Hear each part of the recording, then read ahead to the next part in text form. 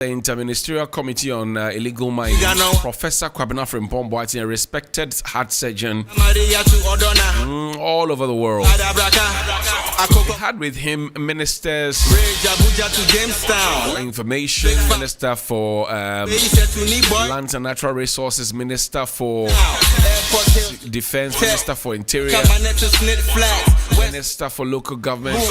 But 10 ministers, 10 different ministers were part of it. The ministerial committee had the secretary, lawyer Charles Bessu, and all of that. Outside the crowd for a bit. But after their work was done, you know that the President of the Republic dissolved the Interministerial Committee on Illegal Mining.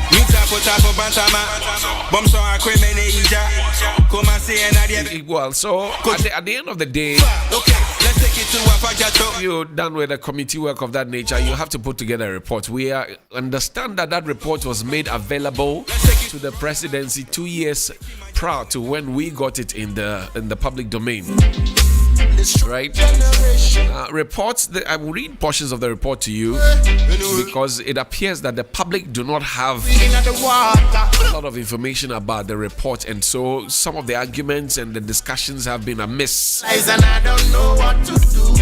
We want to understand what the state itself has been doing about this report, damaging and startling revelations in the report. A report on the work of the IMC so far and the way forward. That's the heading for the report. It says, for many years, our country has been confronted with pollution of land, soil, and water, as well as destruction of forest and farmlands due to the activities of some small-scale illegal miners. The gradual deterioration of the environment in the mining sector was due to the lapses in the functions of the regulatory agencies, especially the Minerals Commission and the Forestry Commission. For example, the Inspectorate Division of the Minerals Commission, that is supposed to ensure safety at mining sites, had completely broken down.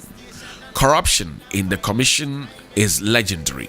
Application and issuance of mining permits and license did not follow any workable pattern, and sometimes it took miners up to 10 years to obtain the necessary documents to mine legally. Most miners were unable to wait that long, and they resorted to illegality. In addition to the above challenges, the artisanal and small-scale mining sector was informal in nature, and the regulatory agencies lacked both human and logistical resources required to regulate the industry. At the turn of the last century, that is around 1900, Ghana had about 8.8 million hectares of primary forest. By 1950, the area had been reduced to 4.2 million hectares and further to about 1.5 million hectares by 1999. In 2010, the Food and Agriculture Organization FAO 2010 estimated Ghana's deforestation rate at 135,395 hectares per year. In the best of times, the rate of afforestation and the reforestation combined with about 20,000 hectares per year. With these figures, one can compete when there will be no primary forest in Ghana. Illegal mining can be defined as a mining activity that has not been licensed by the appropriate state regulatory institution and have negative effect on the environment. In the context of the work of the IMCIM, illegal mining included mining in riverbeds, dredging, mining on riverbanks, diversion of tailing and other effluents into water bodies, mining in forest reserves, non-reclamation of land, small-scale mining engaged in by foreigners, and inappropriate use of dangerous chemicals. As we all know, the artisanal and small-scale mining sector is a significant contributor to local economics and rural livelihoods in many parts of the country. In Ghana, small-scale mining is the preserve of Ghanaians. Unfortunately, the artisanal and small-scale mining operations are characterized by illegality, social conflicts and safety, health and environmental impacts. management of artisanal and small-scale mining at the local level have become a very complex issue as foreigners with heavy equipment and in collaboration with Ghanaians are involved in the trade, thereby causing immense environmental degradation, especially pollution of water bodies. Soon after the president was sworn in on January 2017, he expressed his commitment to protect the land, forest, and water bodies for the present and future generations. He made the profound statement that he was prepared to put his presidency on the line to stop the destruction of the environment. Consequently, the president established the Interministerial Committee on Illegal Mining in March of 2017. The IMCIM was tasked with the following mandate among others: A. To strengthen the existing stakeholder engagements agencies that are related to the artisanal and small-scale mining sector. That is the Minerals Commission, Environmental Protection Agency, Water Resources Commission, and Forestry Commission. B. Ensure that these agencies enforce the existing laws that are related to the artisanal and small-scale mining sector. C. Set up ad hoc district mining committees whose functions are to coordinate the various activities of the ministries that constitute the IMCIM. D. Vet and verify legally registered artisanal and small-scale mining companies and to regulate and regularize any discrepancies where possible. E. Sanitize and regularize small-scale mining activities in the various mining districts to ensure that miners work within the legal framework. F. Train artisanal and small-scale miners, ASM as they are called, in sustainable mining and mineral processing practices. Now, the subset of that is to reclaim degraded land and restore impacted water bodies and also coordinate activities related to alternative livelihoods for the youth, especially legal miners in the various mining communities. Then Professor puts this in red ink. That's why today's program is titled Galamsey, Ghana's Hall of Shame. He puts it there. He says, it is extremely important to note that the IMCIM's activities centered on small-scale and artisanal gold mining. This task was performed to near perfection. At the time of the inauguration of the committee, the problem of mining in forest reserves and its attendant destruction of forests, cocoa farms and water bodies, farmlands, as well as harassment of villagers in bordering communities by armed mining guards, including soldiers, were not on the radar screen. As will be mentioned later in this write-up, the major challenge that we had in the mining communities occurred in 2018 when the Forestry Commission and the Ministry of Lands itself decided to give out almost all the forest reserves in this country for mining activities. This was reported to Cabinet at its meeting on the 28th of February 2019. See Cabinet letters on page 4, and I'll share that with you shortly. Despite the fact that the Cabinet directed the Minister for Lands and Natural Resources to suspend the issuance of all new licenses, permits by the Forestry Commission, and also to suspend the licenses already issued for operation in 47 forest reserves, the directives were ignored and the destruction continued. The Minister for Lands and Natural Resources at the time is now the Minister for Railway and the MP for Hohoe, John Peter Mewu.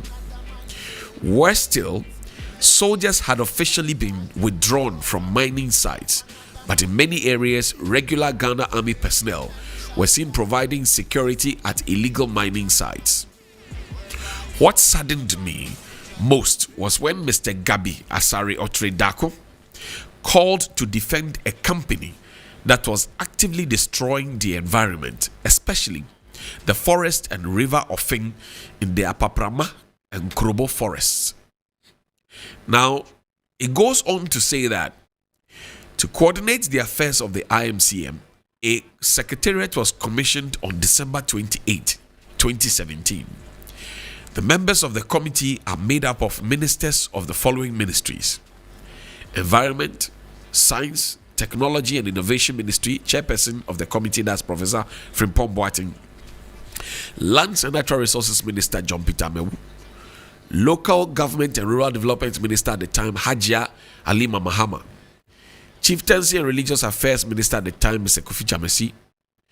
Regional Reorganization and Development Minister, Dan Botwe. Monitoring and Evaluation Minister, that's the late Anthony Akoto saying. Water and Sanitation, that in the early days was Mr. Kofi Ada, who is late, and now it is Madam Cecilia Abuna Dapa. Interior Minister, Lawyer Ambrose Derry. Defense Minister, Mr. Dominic Nitiwo, and Information Minister, Kojo Opon-Nkrumah. These were the people tasked to ensure that the Interministerial Committee on Illegal Mining worked so that illegal mining became a thing of the past. So what happened? Mr. Charles Bisu, a presidential staffer, was appointed secretary to the committee. The committee was supported by the Minister for National Security, the National Security Advisor, and the Chief of Staff. That's the Honorable Kan Dapa, Cecilia Abena Dapa, and the National Security Minister then, coordinator then, who died. A moratorium was put in place on April 1, 2017 to suspend artisanal and small-scale mining operations throughout the country for a period of 6 months and was further extended for 9 months. To enforce the ban, Operation Vanguard, made up of 400 men drawn from the military and police service, was launched on July 31, 2017 and deployed to mining areas, mainly in the eastern, central, Ashanti and western regions. Vetting and training of mining companies. The Minerals Commission presented about 5,000 mining companies for vetting. The vetting exercise was led by the IMCIM and supported by chief stakeholders, agencies, institutions such as the Minerals Commission, Forestry Commission, Environmental Protection Agency, Water Resources Commission, and Ghana National Small Scale Miners Association, and the University of Mines and Technology in Takwa, UMAT. The vetting exercise was advertised in the national newspapers and radio and television stations, as well as the social media, for the purposes of transparency. The advert included details of the vetting requirements and any information that will facilitate the smooth running of the vetting exercise. The list of documents that were inspected during the vetting exercise included, but not limited to: 1. Mining licenses, environmental and operating permits; 2. Tax identification number; and 3. Company registration details. If license or permit expired prior to the ban, it was verified to ascertain whether renewal application had been made. Out of the 5,000 companies written to, 1,350 of them appeared for the vetting. Field mapping and verification of artisanal and small-scale mining concessions were carried out. The boundaries of all artisanal and small-scale mining concessions were set out, and mapping used Global Navigation Satellite System (GNSS) and drone technology to verify the existence and accuracy of location and further provide a baseline for all artisanal and small-scale mining concessions. The 1,350 individuals and companies who were successfully vetted and verified were subsequently registered as artisanal and small-scale mining companies and certified to resume their business. Identification cards were issued to vetted artisanal and small-scale mining companies and entities. Information embedded in the digital ID cards included the Ghana postcode and the license validity information, etc. Signposts were erected on the concessions of the successfully vetted artisanal and small-scale mining companies and entities to clearly indicate ownership, size of the concession, and Ghana Post GPS address. Details of successfully vetted small-scale miners that were allowed to commence mining operations were published in the national and private newspapers, radio and television stations, and on the IMCIM's official webpage. The regularization of the artisanal mining was therefore achieved. Training of small-scale miners was an important aspect of the work of the IMCM, as at the end of August 2018, 4,000 small-scale miners had been trained in sustainable mining and minerals. Processing practices at the University of Mines and Technology, Takwa, UMAT. All expenses were borne by the government. Listen, all expenses for this training were borne by the government. The training of miners in sustainable mining was resounding exercise and a success. The IMCIM embarked on extensive public education on the dangerous effects of illegal mining. Also, The IMCIM had devised extensive and intrusive monitoring mechanisms to make sure that after the ban was lifted, miners would not go back to the bad old ways to destroy the environment. These measures included regular visits to mining concessions by inspectors, use of satellite images and drones to monitor mining activities, and integration of activities of regulatory agencies such as the Metropolitan Municipal District Chief Executives, Minerals Commission, Environmental Protection Agency, Water Resources Commission, and Forestry Commission through the use of a computer software application called Galamsey. So Galamsey is not an operation, it's actually a software. Then there were alternative livelihood projects that were created, right? Then we jump from there and come to the successful fight. That it was clear to us from the beginning that the fight was going to be easy. It was not going to be easy. It would take years of hard work, education and dedication and attitudinal change to bring about the change we desire. This is not the first time Ghana is fighting the menace of illegal mining. However, for the first time, the fight has been sustained, and an alternative to the illegal Galamsey practice, that is community mining, had been worked on and is being implemented with great success. Despite formidable challenges as far as managing the small-scale mining sector was concerned, the campaign by the Interministerial Committee on Illegal Mining has been successful. This assessment is based on the following: that 1, all small-scale miners were vetted, trained, and regularized and given the licenses and permits to engage in their legitimate businesses. The regulatory agencies were strengthened. Mining with impunity on the water bodies and forest reserves had declined, and more than 4,000 miners received training in sustainable mining. The number of individuals dying in collapsed mining tunnels and pits in a few unauthorized locations left has reduced by more than 90%.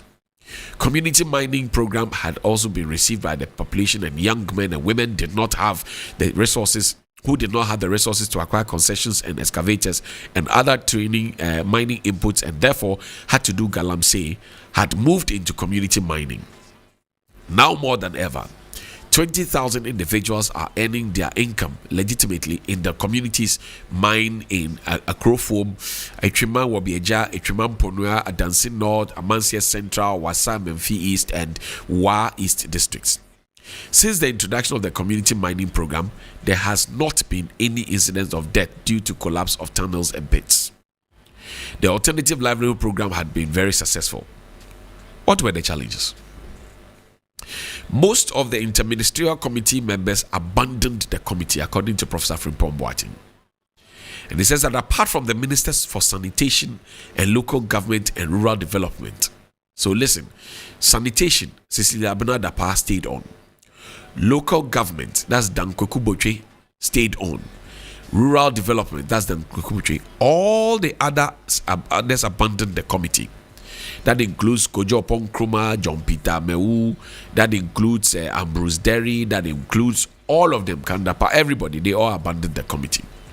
To make matters worse, the chairman was personally attacked, vilified, and framed up for things he had not done. Such assaults came from many people, including some of the ministers who effectively left the committee. Why did they leave the committee? It's further in the report. Maybe next week we'll continue that. 2. Mining in forest reserves. The decision taken in 2018 by the Ministry of Lands and Natural Resources and its agencies to grant concession in virtually all forest reserves to mining companies did a lot of harm. This was contrary to the directives from the President that all mining activities in forest reserves should be suspended. Almost invariably, that concession owners were not indigenous and had no attachment to the local communities.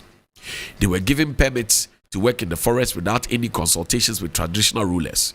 I can say on authority that all forest reserves have been invaded by rich miners who have engaged Chinese in their operations. The chiefs and opinion leaders are most unhappy with the invasion of the forests and farmlands.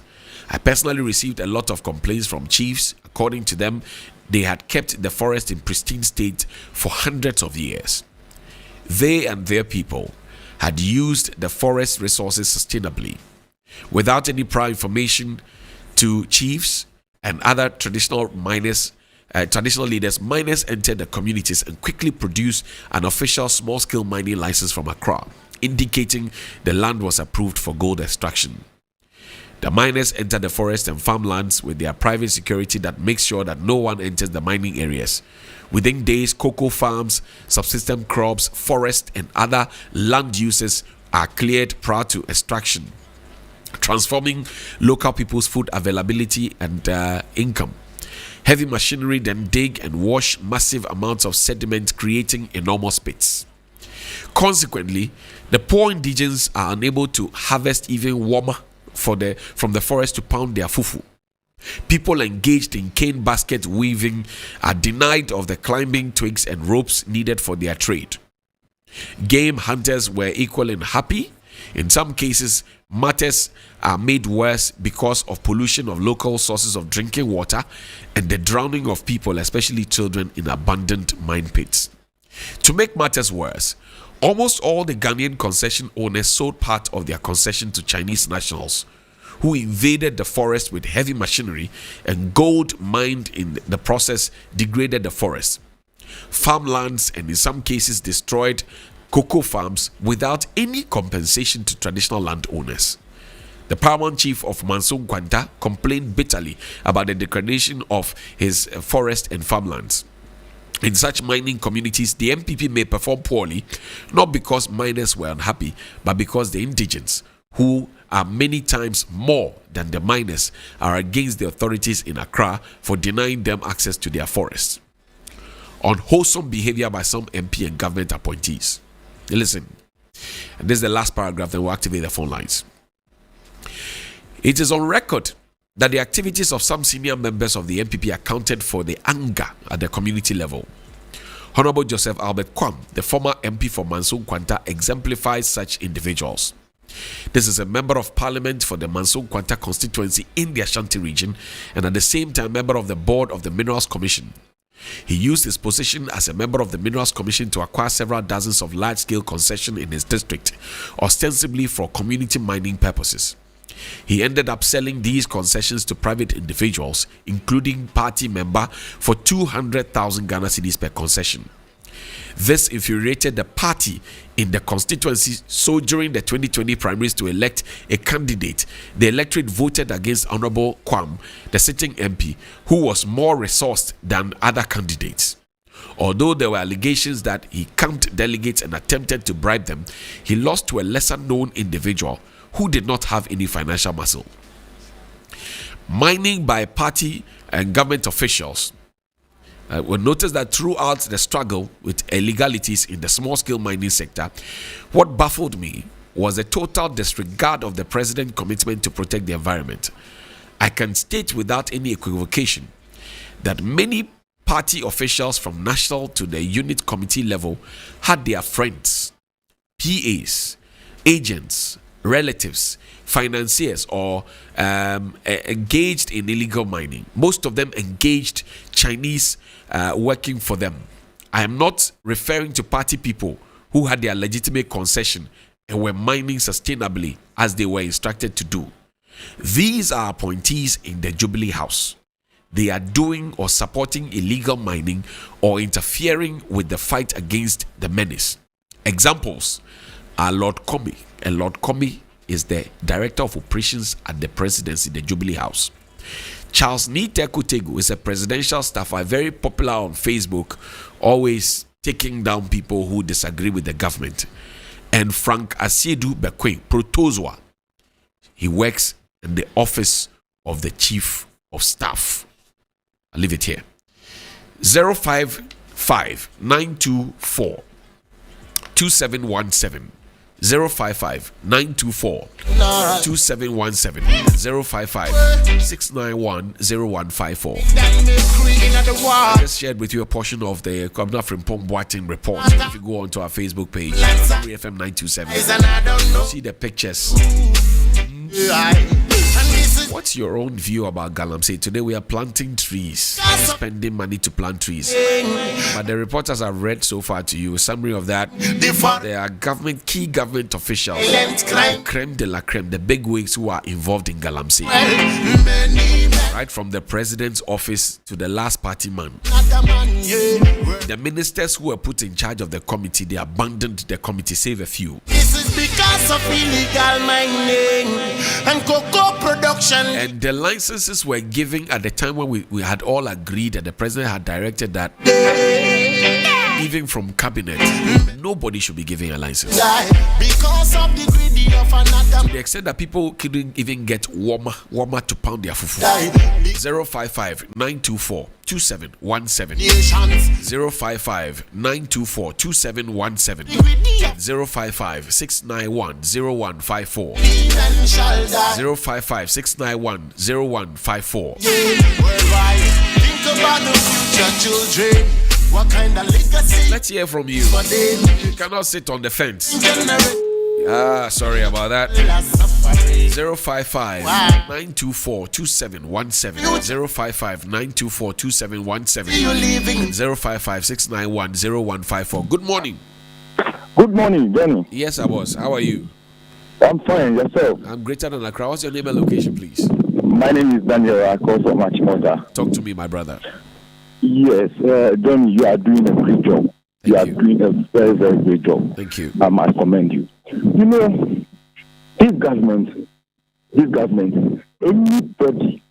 anybody who comes closer to fight the corruption that they tout out in 2016, that they are incorruptible, a whole lot. They are not corrupt. They will fight corruption and not principle.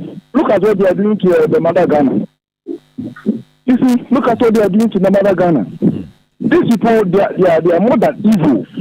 They are more than evil. They come to destroy. They come to rob Ghanaians to their expense. I don't get it. Sometimes when you are listening to issues and reports like this, you marvel that are you a Ghanaian? Are we proud to be a Ghanaian? Look, all that is happening. International community, they are listening to us. They are watching us. They are watching us closely. I don't know why this government, anybody that wanted to fight corruption, in fact, when I listen to Professor Frimpong Boateng, what he say, right? Sometimes I feel bad. To the extent that the man, Professor, said anybody who appoints him or give him a ministerial position, he will never take it again. Look, when we have these people like 10, 15 in this country, and they are in a sensitive position like what he held, Ghana will move forward. Okay, thank you very much. Ghana will move forward. Grateful. Thank you very much. I'm grateful that you could join us. Kosami, assalamu alaikum. Alaikum salam rahmatullah, Johnny. How are you? I'm greater than Accra. Thank you very much. Yes, sir. I think this current government, don't want, the good of this country. Why is this person hunting out anybody that, aim to have the right thing done? Why? Truth have come like what does it? Truth have come like a taboo under this government. If you seek a truth, then you find yourself somewhere. But no, look, and let me commend the professor, because if you can't stand and for your beliefs, and if need die for defending them, then you have not any right to for anybody to follow you. And I think I support him for standing for his belief and ready to defend it. Okay. Because this country needs such people. All right. To make progress, you just have to left you plant trees. Now, Akunta mining, that the president said he's not mining anywhere. It's in the many forests, it's depleting the forest. Why you are asking us to help you plant trees? You have allowed somebody to go into the forest and deplete the forest. Okay. How do you expect that to do? And how many trees have been planted? Have been planted since they start using our money in this tree planting? Okay. Have a blessed morning. Thank you very much. Good morning. Hi, good morning, Johnny. Yes, Onapo. Yes. Talk to me. Johnny, Frimpong Boateng's report, who requested for it? Well, he finished his work and he went to put the report on the table of his boss. That's what he says. Frimpong Pai, right? Yes.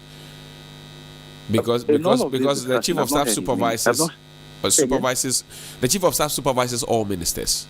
Exactly. So in all of this discussion, I've not heard any minute. Well, yes, of course, but he mentions somebody from the office of the chief of staff. Protos, what that is. No, I mean, you are not getting me. I've not heard her name because she's a woman. Right. And when you go to these, we have reports from some of these, villages where this thing is going on, that women birth babies with mutated children. She's a woman. That's my point. She's a woman. Why is she not speaking? The first lady, yes, a woman as well. So the women in the MPP, why are they not talking? If the men are okay with it, why are the women quiet? Especially Fremont Paris. Why is she quiet? So when it was handed over to her, what was her advice to the president? As a woman, that's where I'm coming from, as a woman. Right. Because if something happens, we all say that if something happens in the country, it's women and children who suffer. That's right. So why is she quiet? That's my point. And she's a chief of staff, as you said. Why is she quiet?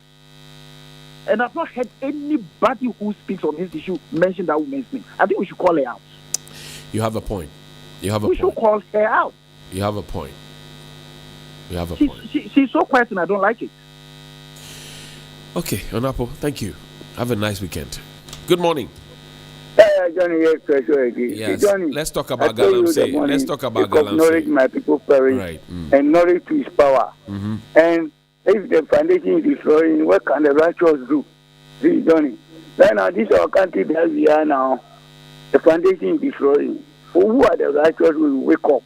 See, we have laws in our country. This Galamsey and this matter, they say they are going to plant stick. They go create the environment for the green. And Johnny, the time with me, I'm young. I didn't hear. And it's so I didn't have forest and how the sticks are there. When now they took that, destroy all the better seed that the best food for the best. They destroy all Yaman, and now they are creating them all plant sticks. Man, Johnny, where they get that planting from? And the plant, you not go create the environment for it is good. We just maintain it and make it clean and make it how we live in. Because that is the way our grandfathers living on. What they say. Okay. This book long people came. Hey, Johnny, we have to set this book long in our town now. No? The one get destroyed the town. Also get the people who are guarding them, these politicians. So they don't know them, right? They fight our enemies. Thank you. And so just have to fight against our enemies. Thank you very much. You can't be belaboring the point. Good morning. Yeah, hello, good morning. Yes, sir. How are you, boss? I'm doing good. My name is Hope. I'm calling from Lunuba. Okay, talk to me. With the Galamsey issue, it's becoming a very worrisome issue. But all what I have to say is that we, the younger ones coming now, really pray for posterity to get the imbalances of our leaders. Because this is going all the way, destroying our future. With the young ones coming, with the hardship and everything that we are passing through, some are emanating from the Galamsey activities that have been occurring. Right. But our leaders are the people who are supposed to be, safeguarding the future for the young ones to come and enjoy some. Because someone did something back before they are enjoying now. So we also think they should also leave a legacy. So that we can also go and enjoy. Yes, a positive legacy for us to also enjoy tomorrow. Okay. That's all I have. You have a good but please. Yes, sir. I'd like to have your personal number, please. Okay. Sorry, but I will speak to you on the back end. All right. Okay. Sorry about that. Well, we have to go. It's that's our show for this morning, and we're grateful that you could join us here on 3FM Sunrise.